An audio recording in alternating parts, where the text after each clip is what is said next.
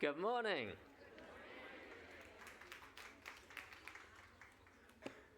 Alrighty. Alice was beginning to get very tired of sitting by her sister on the bank. She was considering in her own mind, as well she could, for the hot day made her feel very sleepy and stupid, whether the pleasure of making a daisy chain would be worth the trouble of getting up and picking the daisies. When suddenly a white rabbit with pink eyes ran close by her, saying to itself, oh dear, I shall be late."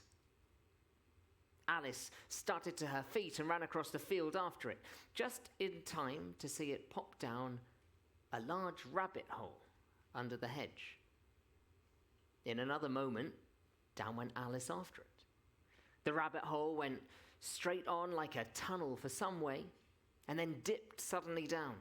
So suddenly that Alice had not a moment to think about stopping herself before she found herself falling down a very deep well. Down, down, down. Would the fall never come to an end?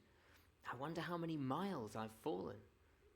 I wonder if I shall fall straight through the earth. How funny. It'll seem to come out among the people that walk with their heads downward. The antipathies, I think.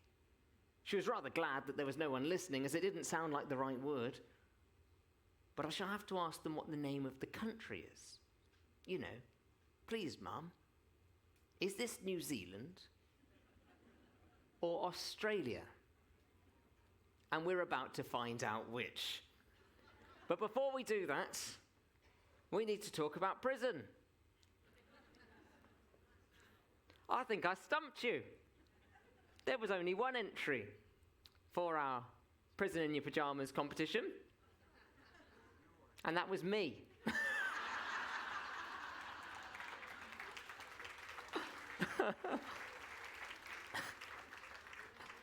And after doing that, I needed a nap. And then I was escorted off the site. So we're arriving into South Australia next, the next of our states of Australia. We're very almost completed the loop now. I know, though we still have technically 3 states to go after it, but they are much smaller and much closer together.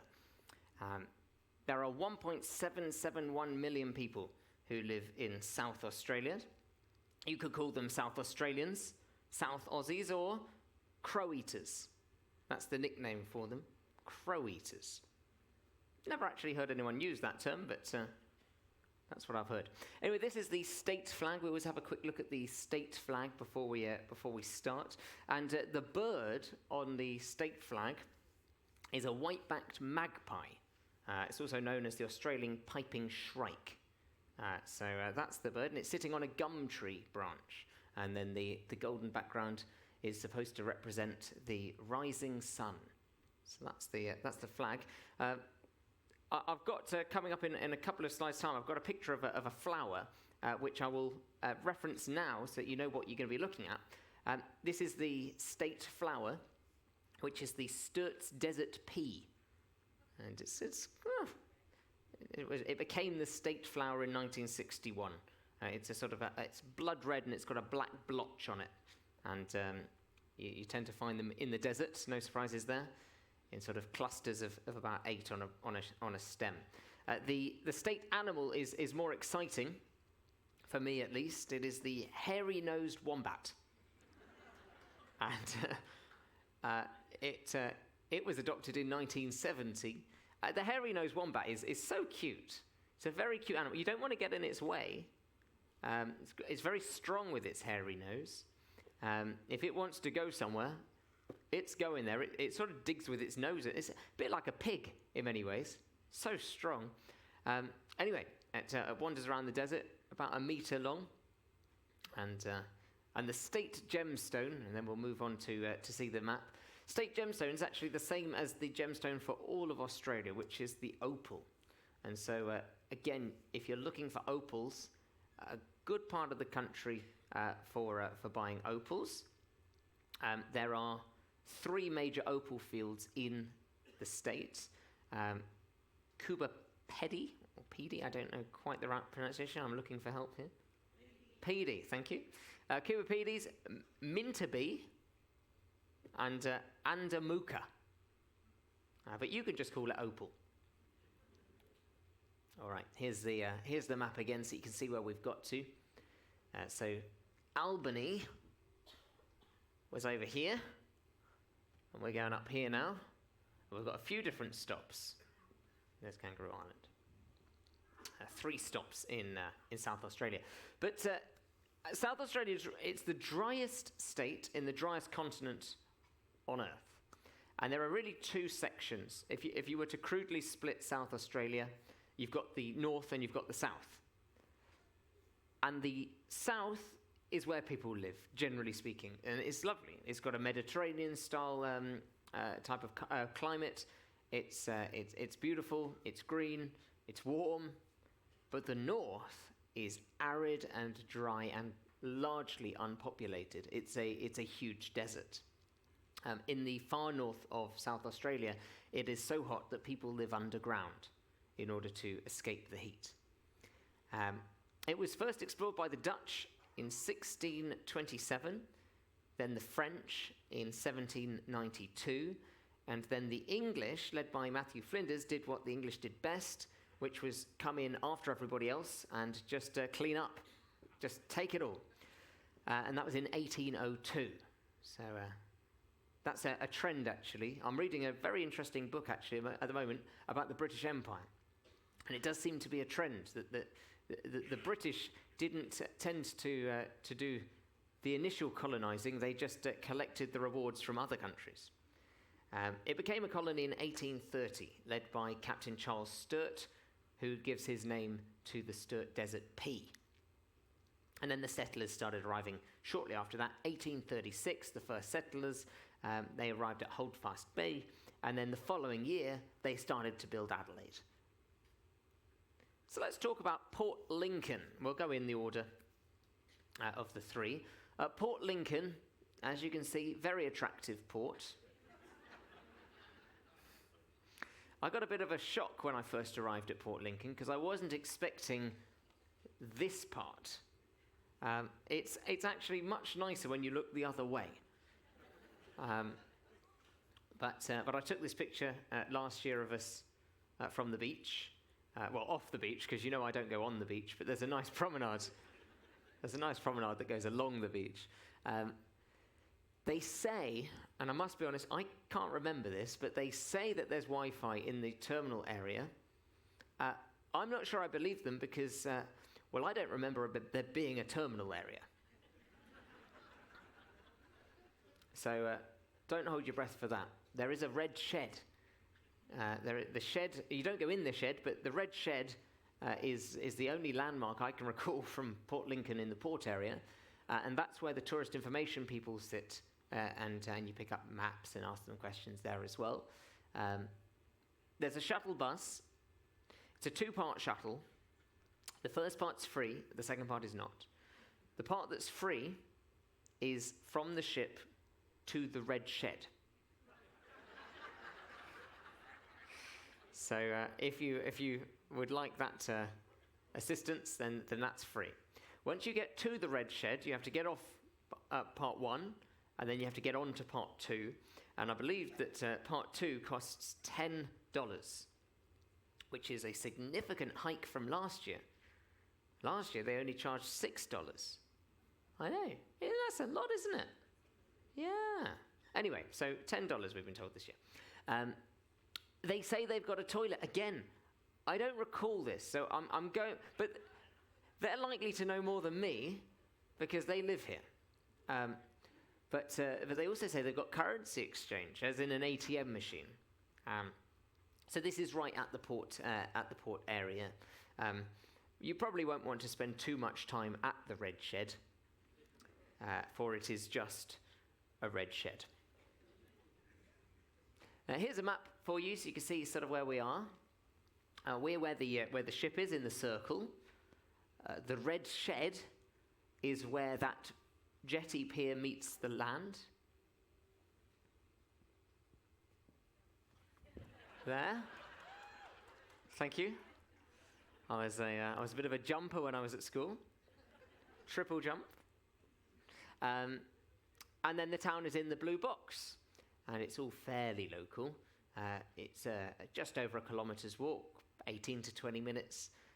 Actually, the walk is part of the is part of it. You know, it's a nice walk. Once you get past that industrial part, it's a walk along the beachfront. There's a hotel. That's the first building that you'll get to, apart from the ugly building. The first building that you'll get to is a hotel called Hotel Boston. It got lost. And when there's a cruise ship in town, Hotel Boston does a little market. And so on the front lawn of their hotel, which looks over the sea, they put out some tables and stuff so that you can buy drinks from their bar. And they have, I think, a couple of food stands and a couple of other stands. So it's very small, but it's a nice atmosphere in there, and a nice walk to get there too. Let's go through our top 10. Here you go. This is the P. This is the Sturt Desert P. And you'll see it if you go to Lincoln National Park. You can see that the national park's huge. It's a really big area. It's about a 30-minute drive to get into the national park. And then, of course, you've got further journeys to get around the national park. Just keep an eye on the time to get back. It's about 27 kilometres from the ship, just onto this peninsula here. And to go into the national park, you pay by vehicle. And so just cram as many people in as you can. In the boot, what you call the trunk, on the top, just strap them down. It's the largest natural harbour in Australia that the park overlooks, which is called Boston Bay. There's lots of American connections here. But yeah, Boston Bay, largest natural harbour in Australia. You can go snorkeling here, safe waters, which is nice. There's a beach called Donington Beach if you want to go snorkeling. There's another one called September Beach, which is closed. It will open in the autumn. Thank you. McLaren Point. You can also grab, if you go to the park, stop by the visitor centre first, and they've got a snorkel guide that you can pick up from there. And then that will tell you the good points and what you're likely to see in each place. If you enjoy crabbing, then you can go to Proper Bay, and you can go crabbing there. Anybody been crabbing? Yeah, it's quite fun.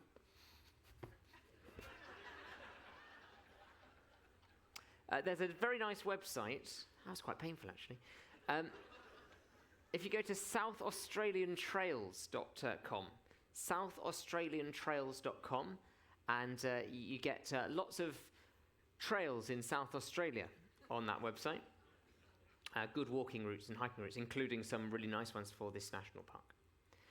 If you want a day out in nature, but in a slightly more controlled environment, then Glen Forest Tourist Park and Vineyard could be your choice. Lots of cute animals, 400 acres here, 400-acre farm. 120 acres of it is dedicated to the animal park, 80 acres dedicated to wine. And they grow quite a lot here. They grow Cabernet Sauvignon, Merlot, Shiraz, Sauvignon Blanc, Chardonnay. And so if you are interested in Australian wines, this is a fun place to go. And we're going to get to a lot of good wine places in this part of the trip, if you do like your wine. There's also a mini golf course. Yeah, it's very fun. 18-hole putt-putt course, which is always enjoyable, especially after the wine. Here's a really fun way to see the wine, not in the bottle, but in the vineyards, and that is to take a Segway tour. Have you heard of Segways? Yeah, George Bush famously rode one, and he is one of the few people who managed to faceplant on a Segway, because the point of a Segway is it's a self-balancing thing. You just lean forward a little bit and it will go forward. If you lean back, it will go back. And I think he just was a bit enthusiastic of the over-leaning and just smashed down. I don't think he gave it a chance to catch up. So just take it easy if you go on them. It's only, what I could see, it was only $10 for the wine tasting, a little bit more than that for going on the Segway. And by the way, not to put you off the Segway, because they're wonderful. I wanted to buy one a few years ago, but they don't make them anymore. The inventor of Segway died because he rode his Segway off a cliff. So be careful. The Copio Smithy Museum is great. It's huge. It's not just one building, it's a whole site. Is anybody here particularly interested in barbed wire? No? Well, they have the world's largest collection of barbed wires. If you've ever been intrigued, then this is the place to go. Fascinating. The collection dates back to the 1800s, right to the modern day, and you'll see how the design of barbed wire has evolved. And you might get to meet one of the curators. And let me tell you, if you do meet one of the curators, I recommend you very fastly leave the building, because anybody who's got that much to say about barbed wire. Anyway, it was originally created by a man called Bob Dobbins. Bob Dobbins had a fascination with barbed wire. That's not the only reason to go to this museum, of course. They've got a huge collection. There's about 10,000 items in their collection. They've got photographs. It's a 1-hectare museum. So it's very, very large. There are 14 different buildings to go into, old homes. There's a small old bank, a post office. It's like visiting an old village. And that's really the fun part. The barbed wire is just the cherry on the top. Here's another museum. This is the Axel Stenros Maritime Museum, fairly close to where the ship is docked. Easier to get a car out there, but you can actually see the ship back from the museum. It was named after a Finnish ship carpenter who arrived here in 1927 to load grain onto his windjammer, which was the SV Olive Bank, and then he was going to take his grain back to Europe. And this museum focuses on fishing vessels, and the more interesting part for me was the exhibition on wooden shipbuilding. So the sort of a slightly lost art form, but how they made ships out of wood. And so if you're interested in that, then this is a great exhibition for that. We're coming up to our Derby night. I think that's tomorrow, isn't it? Our horse racing night. And so in the spirit of that, there's a horse. This is the Makybe, or Makybe Divas. Makybe, thank you. I've got my translator in the front row. I'm pleased you're there. Makybe Divas statue. This is a horse, as you can probably tell. It was the first horse to win the Melbourne Cup, which is a tennis tournament, on three consecutive occasions: 2003, 2004, and 2005. In 2005, she also won the Cox Plate, making her the highest stakes earner in Australian horse racing history. She won more than $14 million, and is a very well-paid horse. And she's actually one of only 5 horses to win the race more than once. So the fact that she's won it 3 times, and 3 times in a row, she really is a magnificent horse. And she was owned, the reason why the statue is here, because obviously the Melbourne Cup is in Melbourne, she was owned by a tuna fisherman of Port Lincoln, a guy called Tony Santic, because fishing pays very well, and horse racing pays even better when you have a horse like this. So this is a life-size replica of the horse made by a local artist called Ken Martin. And I was very tempted to give you a photo challenge regarding this horse, but I figured that that would get a lot of us into a lot of trouble. This is free. This is free to visit, the old mill. Really lovely. You're going to get amazing photographs if you take this. You do have to climb up it, though. And it was built in 1846. It's the oldest standing structure in Port Lincoln. And it was originally built as part of a flour mill complex. But it was never used for that purpose. And now it's a lookout tower surrounded by a lovely lawn. It's very picturesque. And if you head up to the top, you do get some wonderful photographs. The Railway Museum. Lots of fun. Opens on ship days. And we provide the ship, so they provide the day. And it's very close to where we're at. In fact, usually, as you're walking out to about there, and you get to the Tasman Road as you walk along the beach, usually there are some locals there leafleting to encourage you to go to the Railway Museum. And I do recommend going. It's in the old railway station.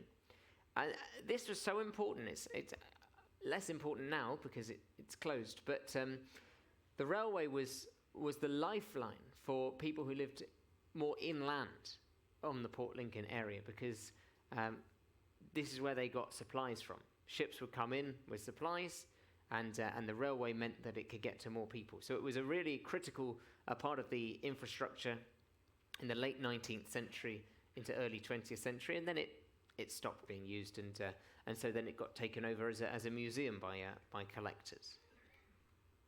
This is also the only place in Australia where you can dive with great white sharks. Why you would, I have absolutely no idea. There are two companies that will take you out to be fed to the sharks. They've both got an excellent track record.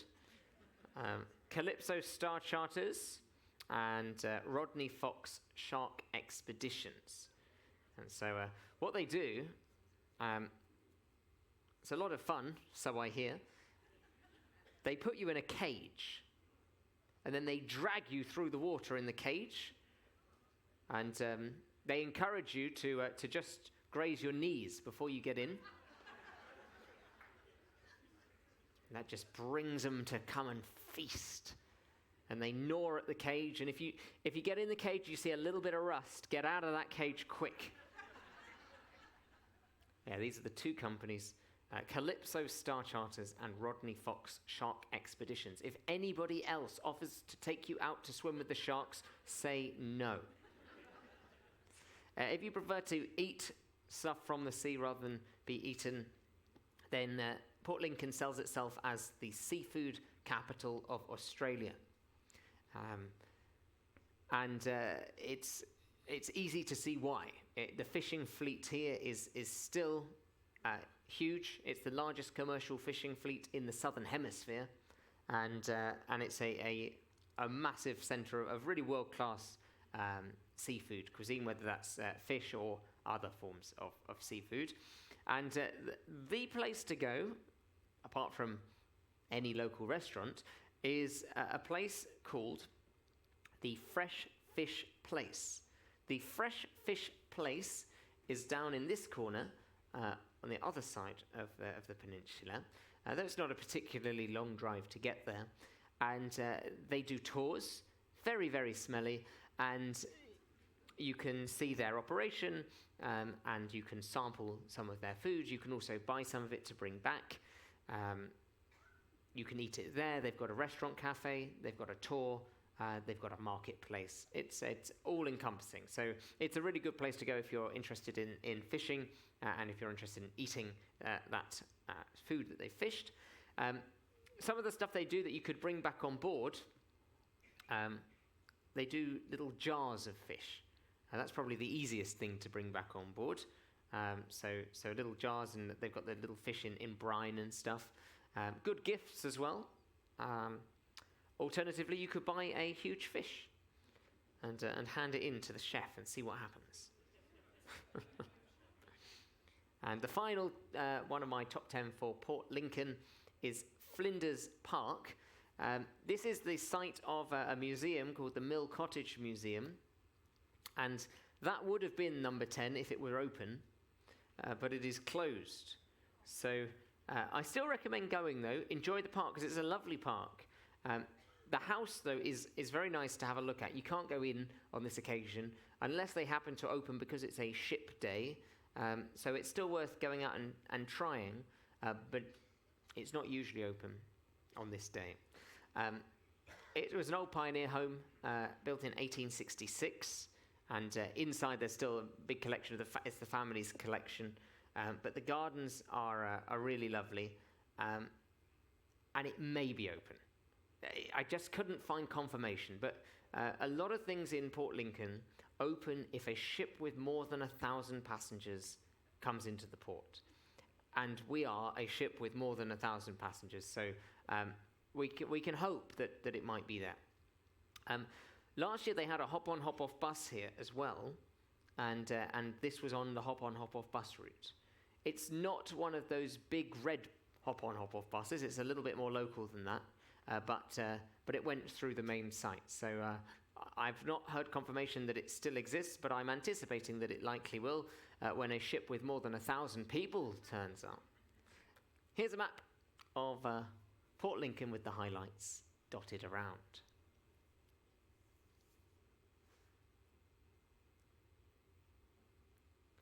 Okay, next up. Let's bounce to it.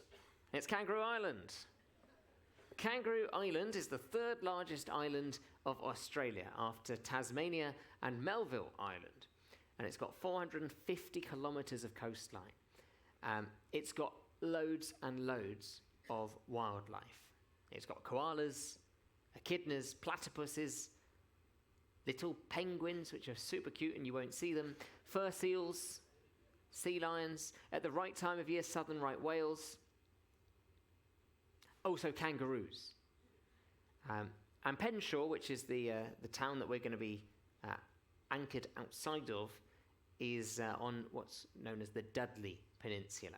It's actually the smallest part of the island, jutting out on the east. There is safe sea swimming here as well, so if you like to go swimming in the sea, you can go swimming in Hog Bay, just oink as you go in, Antechamber Bay, and American Beach. I told you there are going to be a few American references today. American Beach. Anyway, so this is a photograph of us, another one of our ships, but of us out in the water there at anchor, because this is a tender port, and then you can see this is the tender bay where we're going to be docked. So you can see already that in order to get off of the tender, you've then got to climb up here to get onto the jetty. So it's good to know. And there is some tourist information nearby that jetty area where the locals give out maps and stuff. Here is a map of where the jetty is compared to the town. Very, very small town, much smaller than the other places that we're going to talk about today.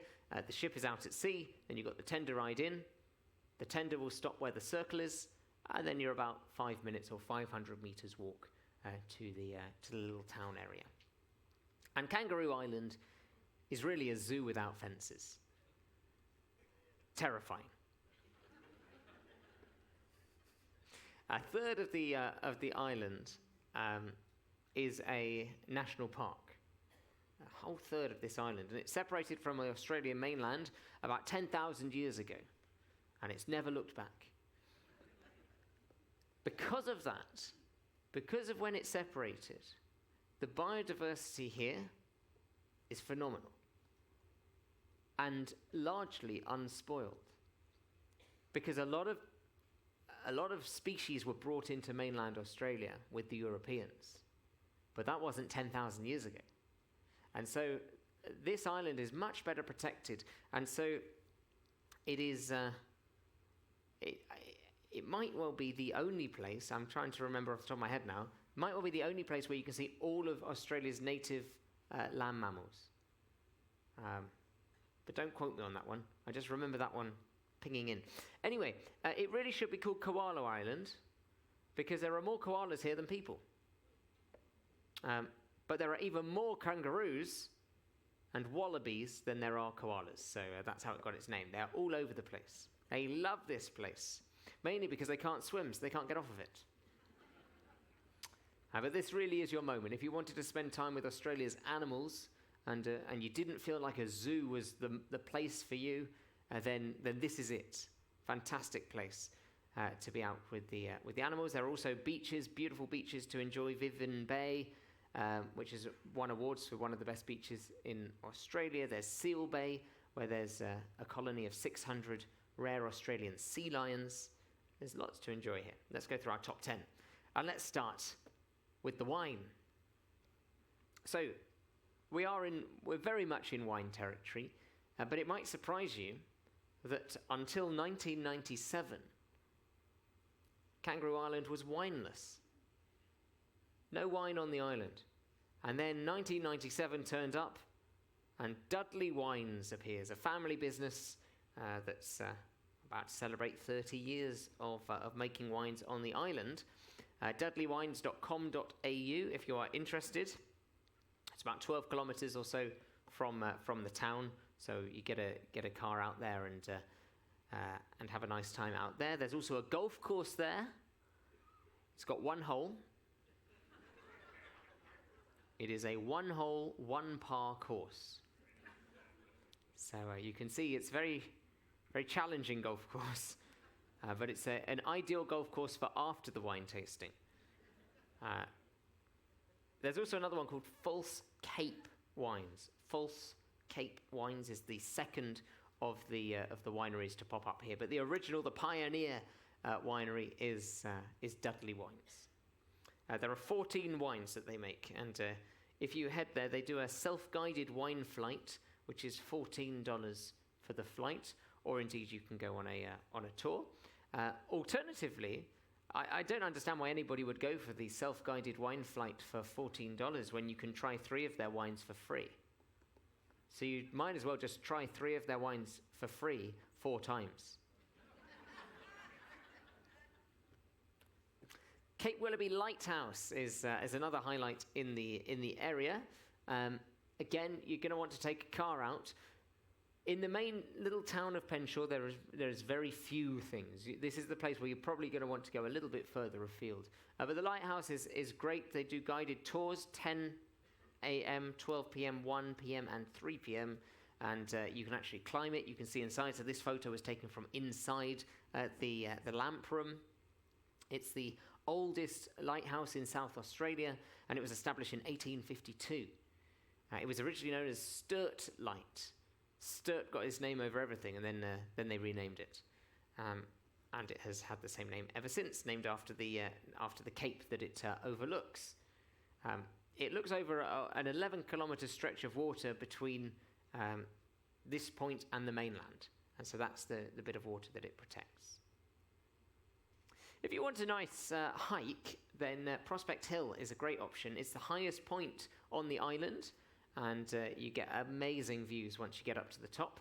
500 stairs to get up there. Matthew Flinders was known to climb up here before the stairs were put in. He said, "I'm not doing that again unless you put stairs in." So okay, well, we'll build them. And that was in 1802 when he was charting the area, and he had amazing views from the top. He wrote a postcard home, and we all found out about it. If you would like to go on this trail, then get a car to take you to Hog Bag Road. Hog Bag Road, and there's a car park there, and that's the start of the trail. Then it probably takes you about 30 minutes or longer.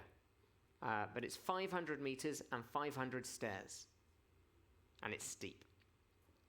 This is Seal Bay, beautiful. Seal Bay Conservation Park. I mentioned in my sort of brief introduction about this, and you can see here in the picture, they just waddle up onto the sand and flollop and have a lovely time there, and you can flollop next to them. Well, not too close next to them, or they might flollop on you. There's a boardwalk there if you don't want to get too close, and I don't recommend getting too close. These are still wild animals, and they might not like a cuddle. But there's a visitor centre there. There's information that you can get. They do guided tours as well. If you like to be guided around, then go to the visitor centre first and ask them for the next tour. There's also a self-guided tour along the boardwalk. It's a 900-metre boardwalk, so just short of a kilometre walk. You walk through the cliffs and dunes, and you'll see loads of gorgeous scenery. Also, lots of sea lions. The tour times: 9:15, 10 o'clock, 10:45, 11:30, 12:15, 1:15. So lots of tours leading through the day. This is Kelly Hill Caves.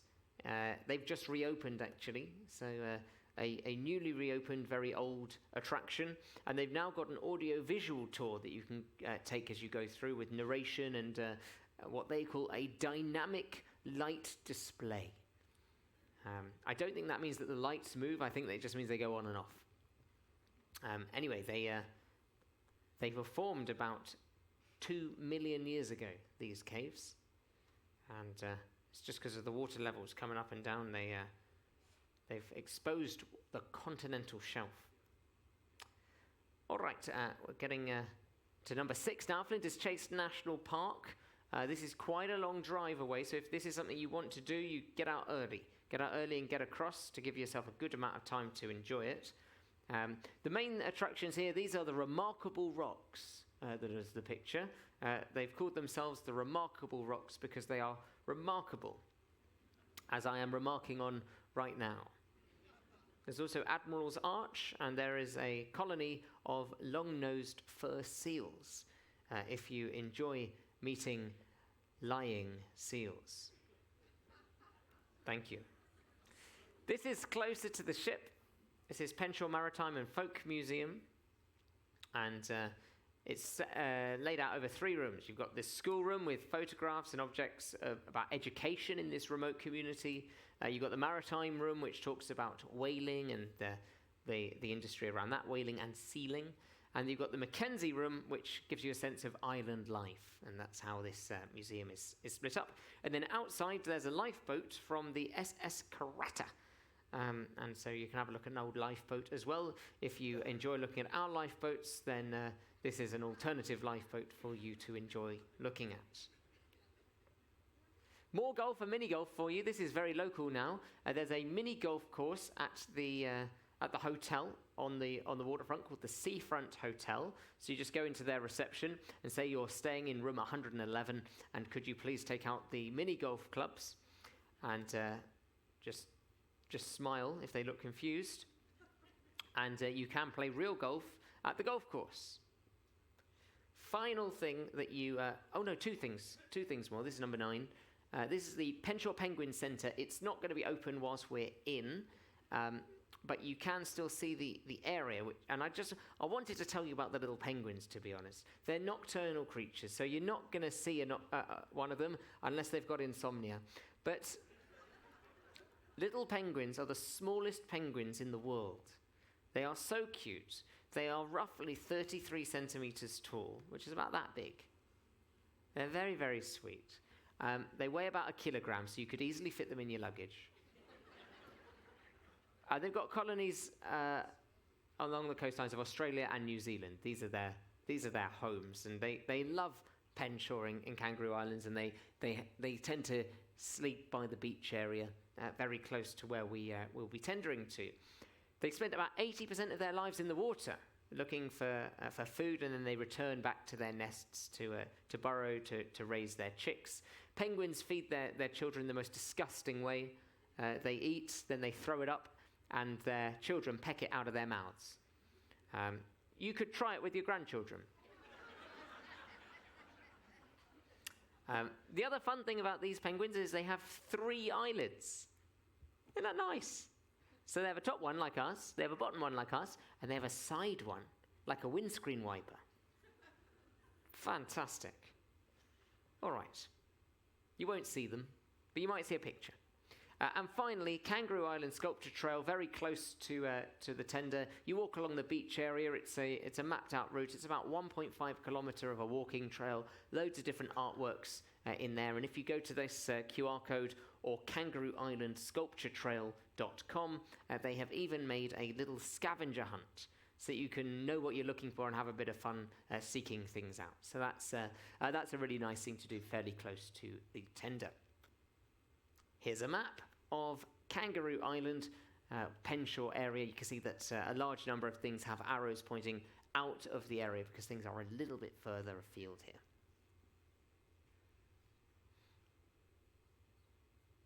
There's been a lot of stuff in today's session, and we've still got Adelaide to talk about in 4 minutes. So we might borrow 5 extra minutes or so. Here we go, Adelaide.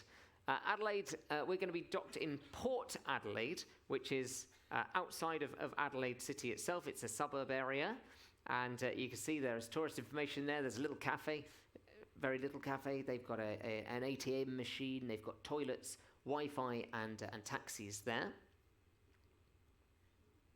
And here we go, a map for you to show you sort of the journeys in.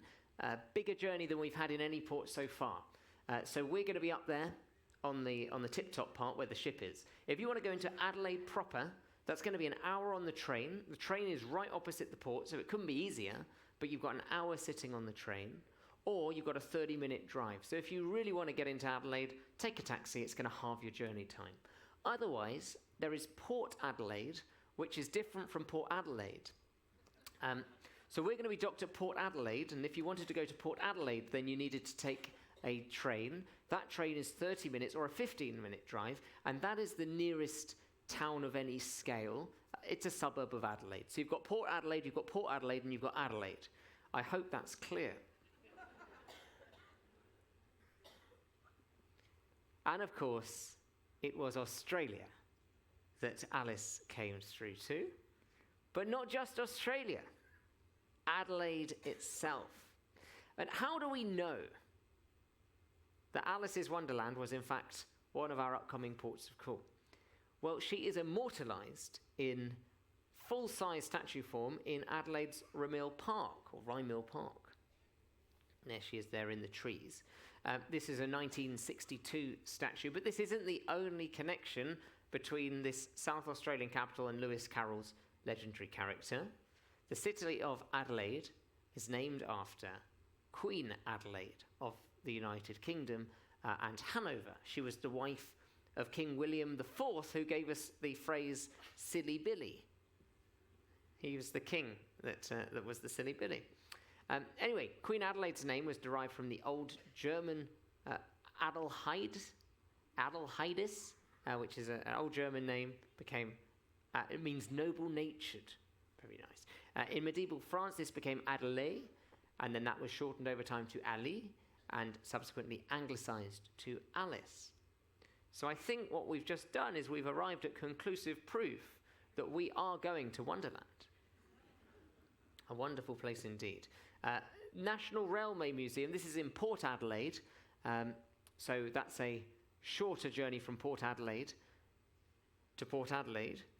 It is the largest undercover railway museum in Australia, with 100 exhibits representing state, Commonwealth, and private railway operators through the times, and it's very close to other interesting museums in that area. You really could spend a whole day in Port Adelaide, not the Port Adelaide, but the suburb of Port Adelaide. There's this museum, there's the South Australian Aviation Museum, there's the South Australian Maritime Museum, there's the Port Adelaide Plaza Shopping Centre. So if you didn't want to go too far, you could still have a very, very nice day in Port Adelaide. If you were to stay in Port Adelaide, though, there's nothing there.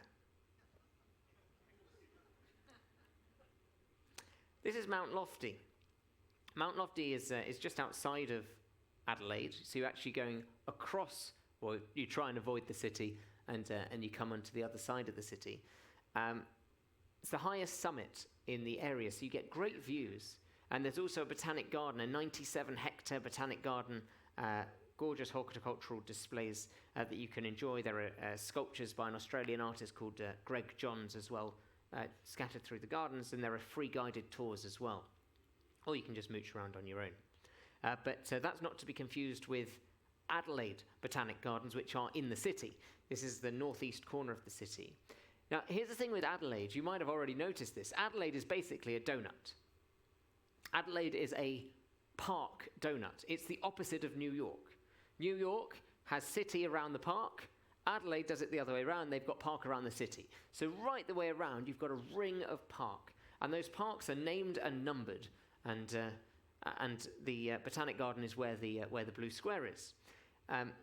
Inside the garden, this is the rose garden. 5,000 roses are on display. And then this sort of space-age bicentennial conservatory, which has got tropical rainforest plants inside of it. But there's also the Santos Museum of Economic Botany, which is a very niche interest. But given how much you were fascinated by barbed wire, I think you'll enjoy this as well. It whisks you back to 1881 and really discusses the importance of plants in our lives. This is the Migration Museum, if you're looking to move here. And this is one of two really interesting migration museums in our itinerary. Another one in Melbourne. And this one has got some great galleries, and there's currently a temporary exhibition of banners, and banners from all the different places where people have moved to the area from. Temporary exhibition has already lasted for 2 years, so it's soon going to have squatters' rights. Now, every great city in the world has a Chinatown, but they don't all have a mini Germany. And Adelaide does. So if you were interested, you could go just outside of Adelaide. It's about an hour's drive from the ship, and you'll arrive into Handorf, which is Australia's oldest German settlement. It's set in the Adelaide Hills, just outside of Adelaide City, because Germans love fresh air, so it was the obvious place to go. And it oozes this Bavarian charm. You could forget where you were, and you'd think you were in Germany. But German heritage was brought over by the Lutherans in the 19th century, and it's still preserved to this day. If you wanted to go by public transport, take the 864 bus. It's a long ride, but you'll be rewarded with some German beer at the end of it. There's a nice farm. There's an art academy. It's a nice little town to walk around. Talking of wine, as we have been quite a bit today.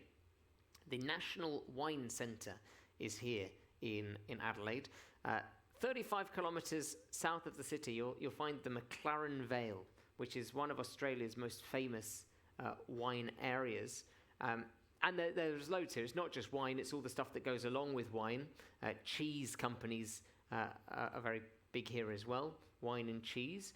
And a lot of the vineyards offer tours. So you could go out into the vineyard region and go on a tour, go to the cellar door of a particular vineyard, or you could go here to the National Wine Centre and enjoy a sampling from across the spread and enjoy an exhibition which will sort of talk more to the region. It depends what you're looking for. This is the most convenient way, but probably a little bit more commercialised. Going out to the cellar door of a family-run vineyard is probably a bit more authentic, but it's going to take quite a bit more time to get there.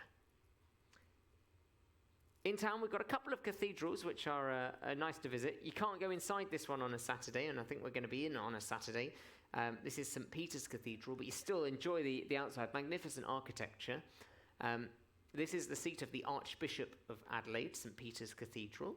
And then this one, St. Francis Xavier Cathedral, is the Catholic cathedral of Adelaide, and you can go in on a Saturday, and so if you want to go inside, then you can enjoy this one both inside and outside. In fact, it still isn't finished. Well, it just finished actually. No, it finished in 1996 actually, but they started building it in 1856. So it took them a very long time, a bit like Sagrada Familia in Barcelona, which is still growing. I was there just a few months ago, and I gave them some pointers. I thought they'd. Final tip for you is Rundle Mall. If you want to go shopping in Adelaide, Rundle Mall's fantastic. 1,000 shops. 1,000 shops. We don't even have that many minutes there But you can have a great time, and just keep an eye out for the pigs, because there are pigs everywhere in Rundle Mall. They've got these bronze statues of pigs, and this one's having a look in the bin. My mum loves pigs. When my parents were dating, this was before my time, but I hear it on good authority. My dad used to buy my mum miniature pigs, and she still married him. Very strange. Anyway, here is a map for you of Adelaide. You can see largely highlights in Adelaide itself, but you still got some good options in Port Adelaide, those museums. 3 really good museums in Port Adelaide. And then if you wanted to get further afield, you go out into the hills and into the wine region. Tomorrow we are going to be doing a Q&A about Port Lincoln, so I look forward to seeing you there. We're going to have 2. We're going to have one at 3 p.m. in the afternoon, and we're going to have one at 7 p.m. in the evening, because tomorrow is horse racing, and so we'll then be upstairs racing our horses at the later time. Thank you very much indeed for coming, and I will see you later.